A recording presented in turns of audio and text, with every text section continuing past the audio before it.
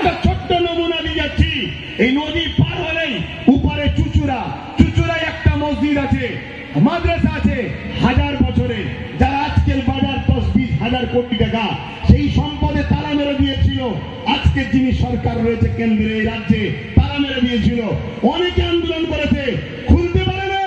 অনেকে আন্দোলন করেছে, খুলতে পারে না।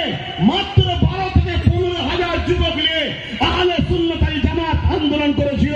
তালা খুলে আসর মাগরিবের নামাজ পড়ে সেখান থেকে এসেছিলাম আমরা। ইমানদার কখনো কোন জায়গায় গেলে করে বিভাজন করে দেশকে তারপরে খুঁজে বেড়ায় আজকে ওয়াকাফ নিয়ে তো কেন্দ্র সরকারের বিরুদ্ধে কথা ওটাকে দেখালে তো কেন্দ্র যে ফাইন্যান্স দেয় সেটা তো বন্ধ হয়ে যাবে, তাই তো দেখা যায় একটু বেশি সাথে করে প্রশ্ন করলে মনে হয় ওয়াকাফ নিয়ে সিদ্দিকুল্লাহ চৌধুরী সব যেমন ডাক দিল কয়েকশো মেন স্টেপ নিয়ে দেখা গেল, কিন্তু সেখান থেকে যদি দেখা যায় আপনার পরিচয় সিদ্দিকুল্লাহ চৌধুরী সাহেবের থেকে অনেক বড়, কেননা আপনি আহলে সুন্নাত ওয়াল জামাতের প্রতিষ্ঠাতা, একটা রাজনৈতিক দলের প্রতিষ্ঠাতা, নলেজ সিটির প্রতিষ্ঠাতা। সেখানে মিডিয়া আপনাকে বয়কট করছে কেন? সেখানে কি সংখ্যালঘু কোনো লিডার তৈরি হতে দেবে না বাংলায়?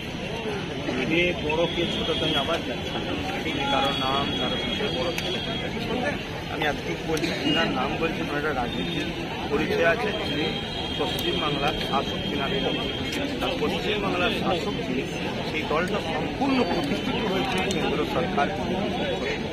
সেই জায়গায় তিনি যে আন্দোলন করছে, তিনি যে মানুষকে চর্চা করতে হবে, সেই জন্য দেখানো হয়েছে, বাকিটা অন্য কাউকে দেখানো হয়নি।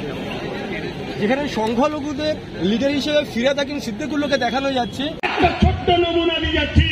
এই নদী পার হলেই উপরে চুচুড়ায় একটা মসজিদ আছে, মাদ্রাসা আছে, 1000 বছরের, যারা আজকের বাজার 10-20 হাজার কোটি টাকা সেই সম্পদে তালা মেরে দিয়েছিল।